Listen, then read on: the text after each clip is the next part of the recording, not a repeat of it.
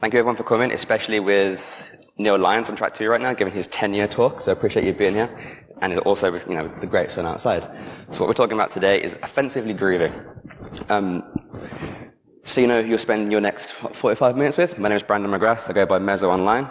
You can find my blog, Twitter, and GitHub right there. And I'm on the target operations team at TS, where we do low and slow red teams. And we've used what we're going to talk about today a couple of times. It's nothing particularly groundbreaking, but it's fun. I'm also a developer researcher at predatemp.blog with him right there. Everyone look at him. Right, so the agenda for today is we're going to look at Jenkins a little bit and a bit of Groovy. I'm going to go pretty quick over what they are, so I want to talk about the rest of it. So we're going to do a little 101 and then into a little bit about some of how Groovy goes, and then we'll get into WinAPI stuff. And with Jenkins, we see this, I reckon, every 10 jobs. I reckon we see Jenkins generally on 7 or 8 of them. However, what we're talking about today is specifically for Windows-based Jenkins. That's not as common, and it's one of those things where it's common enough to know about the tradecraft, but not common enough to remember it, basically. So when you find it, it's pretty cool. And with the WinAPI stuff as well, I first learned about this from Adam Chester, who was on our team. He left recently for Spec Ops, but he had some pretty cool stuff where he was doing DPAPI decryption from here. And I saw that in one of the reports, but that was sick. Looked into it, and it's actually really easy to get the WinAPI going from a Groovy perspective. So here's a few slides on about what it is. I don't spend too much time on it. But basically, it's a CI/CD workflow for developers. It's really customizable. You can have predefined steps, so you can completely make it your own. It's up to you. And it does just pipeline things. It takes code, builds things. It's entirely automated, but you get to keep build history, build parameters, console output, whatever you want to do. It's here. It's a great way to do it. And that is how ChatGPT defined it for you. And it's pretty good. So it does it pretty well. If you've never seen it before, it's ugly. It looks like this. But if you look on the left, you can see it changes. You can trigger the build. You can look how you've configured it. You can look at the connections to GitHub. You can see the build history down the left. It's great. It's a great tool for developers. But once you get into it, getting access to it, it's a pretty fun thing to mess with. But why do we care about this? If you manage to get into it, and you haven't found where these clients keep in their code repos, maybe they're not doing git.client.com, they've actually put effort into hiding that.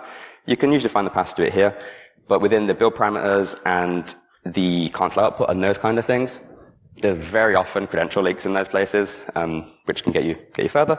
It also has the whole concept of stored credentials too, which if you're admin on that, you could decrypt those. But another cool thing I thought about whilst writing these slides was, if it's, I've done this before on a client, but if it's AD joined, you can just, log in as anybody if they're not set up properly. What I thought about earlier was Groovy Hound. What we're talking about in this is just Java, which is, very .NET-like if you've used that. And if you can write the WinAPI, you could technically write Groovy Hound in this, where you could do all of the sharp enumeration purely from this. It'd be incredibly inefficient. It'd be a bit of a meme, but you could do that if you didn't want to live in Jenkins. However, there is a caveat we're talking about, and it is the fact that it's Windows-based, and it's less common. And when we get to the service stuff towards the Windows service stuff towards the end, there is a caveat. And it's this. So in this screenshot, this is how you install Jenkins on Windows, and there's a really obvious issue with this install process. And it's run service to local system. And it's one checkbox, and it runs and installs. And if you have an environment where you've got Jenkins test kind of thing, you spun it up to test it, and now it's made it all the way to prod, and it's installed that way, which we've seen once this year, and I think twice last year. This is, it's really bad because you get this, where the process is running as anti-authority system. So when you start getting to the implant stuff like we look at later, you've got a really high integrity process. And when I set this up to mess with all this, the hardest part about getting this all going was just getting Java running. And the fact that you can just one tick that is really enticing. And you can see kind of why admins would want to hit that, especially if it's going through a test setup. So we're going to get a bit groovy. What we need to do is quickly define what that is. So it's a web-based Groovy, well, that's straight from the docs. It's like a weird .NET, Java-y, Python-y scripting language that links into the Jenkins runtime. So anything that Jenkins has access to at an access level or what are those things, you can call it. So for example, if you get credentials and you're an admin, you hook right into the runtime, so you get the decryption capabilities. And if you've ever used it on like CTFs or anything like that, you can just, read etc password and that kind of stuff. So it has a lot of built-in capability. And then if you hit /script, this is what it is. There was a point in Jenkins, I don't know if it was ever a CV or if it was default or whatever, but you can get to /script without authentication. I don't know what the prereqs for that are though, but that is something you can check for. So Groovy ratings, what we're going to do now is we're going to step through some really basic examples of Groovy to get your feet wet with how it works and those kinds of things. And if you're going to see these next slides and like, holy shit, that's so obvious, kind of chill out. We're going to get there eventually. We need to just ease into what we're going to be talking about. A bit of a primer.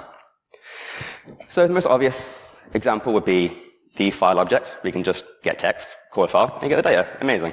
If you're on a CTF, you could do that on, what is it? The root or user flag. Cool. Or in this case, that is the initial admin password, which is the default thing they do as well, which is pretty shit or whatever. Or maybe the system.getenv, where you want to get the environment of variables. Cool. I mean, you could start doing enumeration this way, which is fun, but you can start to see how automated this API is. And then if you want to, it's like importing some of the Java functionality, which is very Python with the import Java net by net address. You can get the host name, then get the property of the username. You start to get a bit of these post-ex enumeration steps going, which is fun.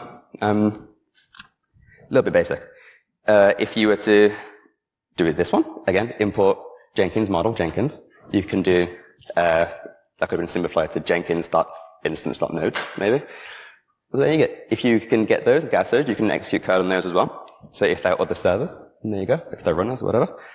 Which is fine, you can do all this kind of stuff, it's really easy, they make it super easy for you to do that, but we're gonna go one step further. So getting data out, so we do a bit of exfiltration now. This file is actually massive, but this is just a post request out to an IP address. We take some data with us. In this case, we're just going to take out the secret.key. Kind of bad example because we could have read that file with the original one, but you could store stuff, and I've snuck out binaries with this kind of stuff. And if you run that, you get a response like this. Granted, you don't need to make it that verbose, but it's pretty, I guess. And then on the server side, you can see the file actually made all its way out. So that's one example where we're getting a little bit more technical. Well, what I get about getting something in, it's actually way easier. So that's even less code. So in this case, it's the Java NIO file, and then again, it's just simple URL object, open stream, with stream, files.write, cool, files in. And I'm using MSF for this because it's weirdly muscle memory at this point. I couldn't be able to set up a CTO, so we'll use that throughout. But again, super easy. That gets it on the box. So if you run that, you get a short story, you get a file downloaded, you get the HTTP request, and the file's in there. Amazing. We've got something in. So at this point, we have a file in. Well, what about starting a process? Again, it's potentially a one-liner. You can just do that. At a CTF level, this is fine. This will get you through out the box, or those kind of labs, which is fine. There are some things we could start looking at here, the actual red team tradecraft, if you want to start doing some stuff, but we're not really going to touch too much on this. But if you were to do that, you would get a callback like that, which is like a classic image at that point, a material with a session opened. And if you look at the process tree, you can see it looks like that. So if you use that, you get the MSF which gets the parent of Java underneath the Jenkins. So you get a really ugly tree here. And also the fact that it's MSF.exe doesn't help. But yeah, you don't want this. You kind of want to start looking at decoupling that away from that process tree, which we'll get into now. But first of all, quick recap where we are. So I've just rocketed through this. But so far we have kind of really basic overview of what Jenkins and what Groovy is. Some examples of how Groovy can be used. Its genuine use is really helpful, but from our perspective, it's nice and easy. And what we're going to do, there's that slide. And we've done some examples of smuggling stuff in and out. So I hope that kind of makes sense so far. But that's where we're going to go. With the process start, there's a few ways you could decouple from that perspective. So you could potentially put in a UNC path from there and start there. That saves you the file upload, things like that. But we're not going to touch too much on that particular bit. So the bulk of it now is this thing called JNA. JNA is a Java native access, and if you're familiar with .NET and Python, this would be your pin invoke. So that would be your beanbag calls, the extern functions, or if you're familiar with Python, it would be your C types and that kind of stuff. It's a very similar thing. So this is how they define it. Generally provides a program easy interface with libraries. It's cool. And that's straight from their README. So the whole idea is to give you super easy access to the shared libraries on disk, and that's going to be your kernel 32, your PS API, AW API, all these kind of things. So make it super easy with this. And when I was looking at this, this is default. I was trying to find a way to like stop this, but it kind of breaks a lot of stuff. And you've got to mess with the Java kind of runtime for it to not include this. So it's a bit of an awkward one to handle. So we're going to step through now defining one of these functions. So the very first thing, very Python, is you import a bunch of stuff. So in this one, we're doing native, pointer, int by reference, and library, unless they can see what they are. So native is literally the way it loads and maps to DLL. We'll show all of this in some examples in a little bit. Then we've got pointer, which handles the native memory. Int by reference is your ampersand. And then the library is, just a base interface that we can encapsulate. So here's an example. We're defining PSA API as an interface, and it just extends that library, which is that bottom one there. So we're extending that interface. And we're just going to call it PSA API instance. We extend the library and native.load on the PSA API. Notice that .dll is emitted there. And that's kind of it. Like that's how that works. That DLL is now part of the process and this particular runtime. So that would be the Java process underneath above the MSF, if you remember from the earlier slide. And then the Boolean enum process there is almost exactly the same as you'd see at an MSDN, and this would be your extern call in .NET. So if you look at it, it'd be like, look at that. It's literally more or less the same thing. So it's super easy to define them. You ain't got to claw it or anything. It's pretty simple. Right. So as a basic example, again, to ease into it, we'll do process listing.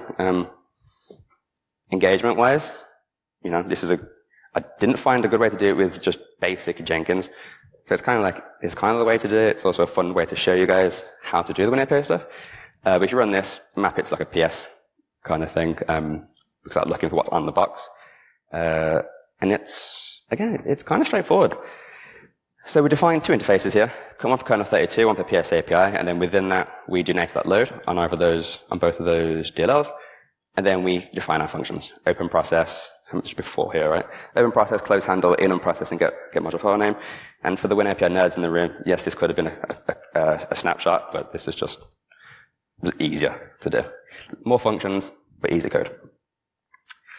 So the best way to do it would be in language is to wrap that up into an easier function. So here, list of integers.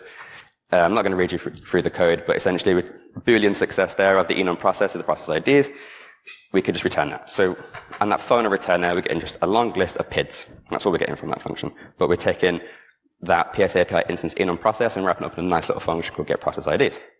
And we do the same thing for the process name. So here there should be 3 calls. Yeah, 3 calls. So in open process, I think that is maximum allowed on the access mask. And then we do get file name, and we're going to try and return that. And in the finally clause, we close the handle back to it. So if you run that, you should get something that looks like this, which is super pretty. The unknowns are obviously because of the integrity levels and things. But we start doing this, and this is kind of useful on the app because you can start looking at what EDRs are on this box, if any.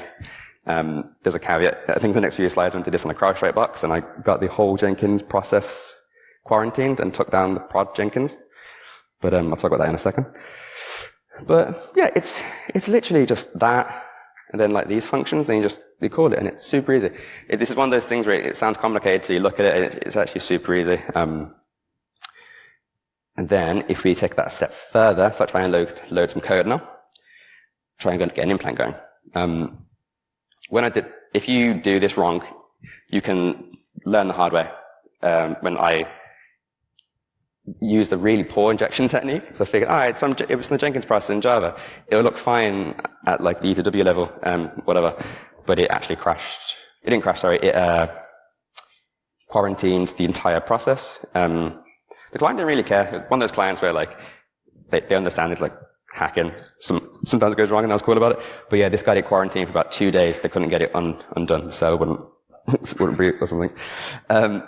And when I was testing this and doing some of the basic injections, which I'll show you in a second, it can be quite unstable. You've got to handle the injection for this carefully so you don't lock out any of the threads. We'll look at that in a second. So what we're going to do here is define another interface. So here we have a nice helper class at the top called constants, and that's just going to be our D words. So we've got our page read write, execute read, mem commit, and mem reserve. If you've written loaders before, you'll recognize all those things. But all you need to know really there is that read write and execute read are the permissions that the pages get in the memory region. So you really need to know for this. And then within the interface kernel 32, that is going to be the functions that we're going to need for this injection. Again, if you've written loaders before, you should recognize most of these as probably like a bad way to do injection, but it is what it is.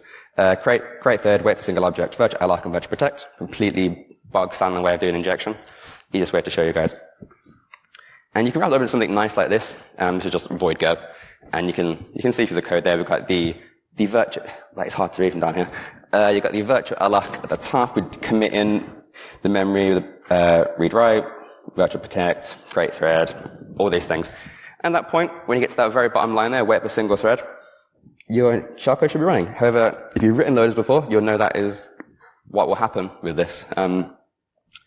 What's going to happen here is you'll lock up the Java process or the Jenkins process entirely, because it's waiting for that thread forever and it completely destroys Jenkins. So there's a really easy way to handle that, and it's using the Jenkins API. Just use proper threads. So if you were to put that function inside there, you get a weird list of threads appearing now. I think you're on maybe 2 or 3 threads at this point, which is kind of weird. And, CrowdStrike and these things, we're not going to be happy about that. But that gets it working. That's what we care about for right now. OPSEC isn't relevant to this part of the talk. So yeah, this fires off the implant just well. That's nice. If you look at the top though, I've not put any of the shellcode in here. So there's a few ways you can get it on there. You could load it from disk if you're crazy, or you could just use one of the HTTP requests I showed earlier on, and you can just do complete remote stage there, which is cool. You can also do this, which is fun. This opens up some interesting other topics as well as implants. So what we're doing here is defining a custom library, and we set in where I would usually set, a kernel 32 there, where the native.load kernel 32. We're just doing this, and we're setting it to be a DLL on disk of our flavor. So here it's just c2.x is equal to that DLL, which is just a metasploit thing, and we're setting the entry point there. And then in that try catch, you see we did int result, custom library, instance entry point. So what we're doing there is we're firing off DLL main from a DLL, and that's one way to do it. But this opens up an interesting attack vector, I guess. And it'll be something like this. So if you look in the Jenkins process, you can see it is calling something that handles credentials, which would be the logon user xxw with the LPSZ password there. So you could hook into you could drop a DLL on disk that does some hooking, and you start to siphon creds this way. I've not tried that. Would be something, if anyone got some time this evening, that could be a good thing to try. It might work. There's been similar research through RDP from like Rio Sherry, and there's some other bits. I think Adam did it with Okta as well. So this is a valid attack path. But the main issue with all that so far is the decoupling. So if you just inject into the process, you're now in the process, which is weird. That's how I took down the client's Jenkins. If you start a process, you have that process tree. You could have a binary that when it starts, then it migrates away, so you could break the process, you could decouple it that way. But it's all just a bit messy. You could deploy a side load too. That could be another way to get out of the process tree and things like that. But what we're going to look at today is the Windows service. I've used this a couple of times with CrowdStrike. The main, I guess, indicator here is just going to be how good your service X is. If it's straight from MSF, you're going to get caught, right? But if you put a lot of effort into your actual binary, this is fine. The hardest part is getting it on disk and those kind of things, but we've had no issue with that. Just use there's a demo later on how I've used it on product clients.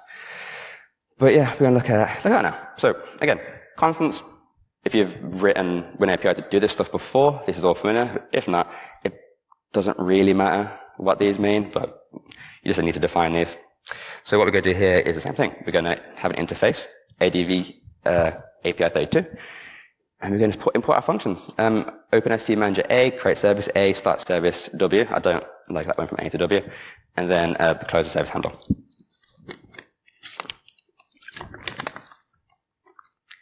And again, wrapper function, just set it up. What we're doing here is we're doing the create service, taking all of the things we need, the service name, the display name, that kind of stuff. The rest doesn't really matter right now. And that'll create the service. And we can wrap that up into something like this. So we can do create service, and there we just give it Jenkins service, some random crap, Jenkins background service, and ctemp service. And that will fire that off, and when that's done, if that's successful, we can then do start service and close our handles, and that'll be good. But before that, we're going to do a little detour, and it's a little bit about just a bit of automation with this kind of stuff. It's kind of a lot to remember and track these kind of Groovy files. So I did have an offensively Groovy repo which has a lot of this code in it. But I found the best way to do this was to create like a sudo C2. Kind of my favorite things to do. So like when you get RCU, for example, I always turn that into a sudo shell. Just makes so much, rather than doing it through burp, whatever, it just makes it so much easier. So it's the same concept here. You do something like this. Again, I know I'm showing a tool here, but I won't release it because I don't want to add to the whole OST for this kind of stuff. But you can do something like this really easy. You could one-shot this with cursor, no issue. If you just clone the offensively Groovy script and just tell it to automate this into a CLI, you'll get it. It's really not difficult. But what we do here is we just map Groovy files to commands, so cat creds, DLL, engines, exfil, blah, blah, blah. What we're looking at here, though, is SC, which is going to download a service binary, set it up, and off we go. So if you look at something like this, this is, I lied to you. I didn't download it, I uploaded it, which is, I guess, is the same thing, thinking about it. Yes. So from a Groovy perspective, what we're doing here is making a request to the Jenkins script endpoint, but not the slash script. There's an API endpoint for it specifically, and allows us to execute the the Groovy remotely without having to go through the browser. So we're literally posting the script over to that. So what we've done here on the upload command on the back end is we have posted a GET request Groovy file to an endpoint we control, and then that is the upload, which is technically not, but also is. And if you run ls on ctemp, you can see it's there, msf.exe and msf-service.exe. So that gets it on the box. And if you put it all together, you get something that looks a little bit like this. Oh, 1 second. There we go. So if you look at this here, we're doing, just to show you how this works, is who am I and a host name there, show that this is the Winkins Jenkins $, meaning it's the machine account. Do an upload there, and you should, so we just pause that at this point. So what we're doing here is on the left, we're about to do SE command on the MSF binary, and then you'll see on the bottom right, there's a GET request that's came in for msf-service.exe. So that is the Groovy reaching out, downloading the service. And then there should, yeah, and you get that. So that'll be the full, let me get a pause at the end there. Yeah, there you go. So you can see on the left, it's create the service, started the service. We've got the GET request at the bottom right, and then we have to return that way. And this is something I would recommend doing for these kind of things, where it allows you to kind of standardize these ad hoc random Ruby scripts and kind of standardize it, make it so that when you do this stuff, it happens the same. It's something we do at TS a lot, where we have tons of these automation scripts and frameworks which allow us to standardize it specifically across teams. But you don't want like a client seeing you did it this way, but you did it wrong the next year and that kind of stuff. So this is something we kind of preach. But yeah, that's going from a Jenkins user, admin in this case, because of the way it was installed, through to a remote deployment of the service, and it triggers and returns. So let's do a little recap. So what we've done so far is we have looked at what Jenkins is and Groovy is at a very, very high level. I think the next slide, I've got a ton of reference material if anyone's interested in that, where you can learn a bit more about it. And again, it's the reason I didn't spend too much time on it. It's super easy to read up on. We looked at some use cases, some goals that you can have with Jenkins. It's kind of, but the main thing, it's just, they make it so easy. You can do all the CTF style stuff, carrying files, uploading files, all this stuff. But the code execution and the post-stats capabilities with it are really, really cool. It'd be interesting for like something like Groovyhound to be tried, and having that whole process done through that. It'd be very inefficient, probably like lag the life out of the Jenkins app, may even crash it. Good meme though. Then the process listing, and once you're at this point, any tool that you can imagine that's been written in .NET, quote unquote, you could probably do through Groovy. You could live out of this entirely. Again, we've seen it where we've had NAA creds and decrypted them through DP API in this method, which has been really cool. But the code execution, in particular, there's a ton of ways to do it, and it's something I recommend looking for. And if you're interested in reading about it, there's a bunch of resources. Obviously, the top two are the official docs. The ones in green are my posts on this. So that's the TS blog for it, and then that's the code for all the Groovy stuff. If you want to look inside it. The code's kind of too long for one of the slides. And then towards the end here, we've got some nice things on working with the dumping credentials and all the post-ex stuff. And then if you can do Jenkins Credential Decryptor, that's a great way to get into it. So I recommend checking all those things out. Thank you very much.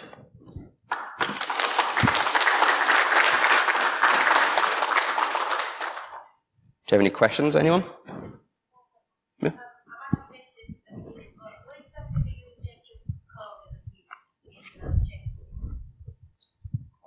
Nope.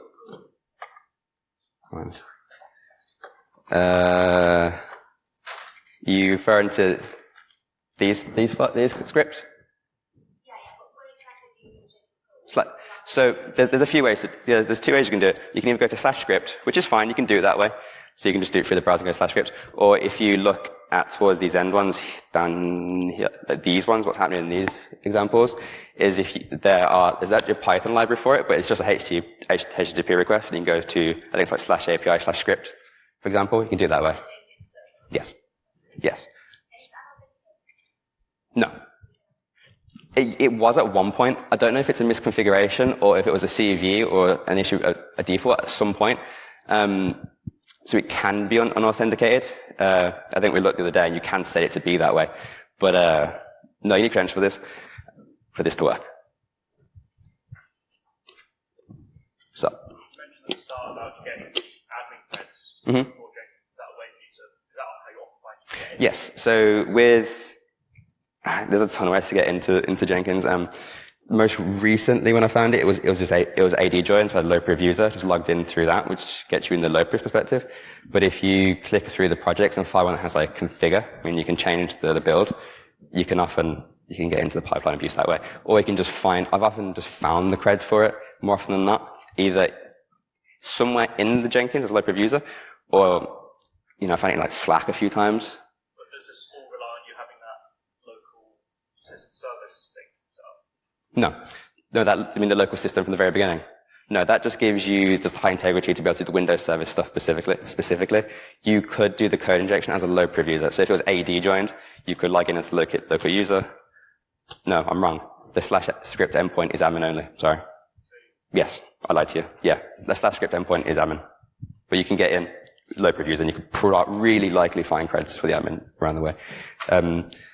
There was a time just before Christmas where there was an FTP server that was using anonymous auth, but it was backing up the entire Jenkins directory. So I was able to use the, the Jenkins credential decryptor. If you get the secret key that I posted at the very, very beginning, you can decrypt the credentials that way. Right at the beginning somewhere. There's one I was doing the exfil. Is that it? Nope. Yeah, this file. Yeah, it's the secret.key, and there's another file, I forget what it is. I think it's one of the XML files. If you can smuggle them both out, you can decrypt them that way. But I forget the intricacies of the decryption part. I recommend reading that particular repo for that. Cool. Anyone else? Amazing. Let's go get lunch.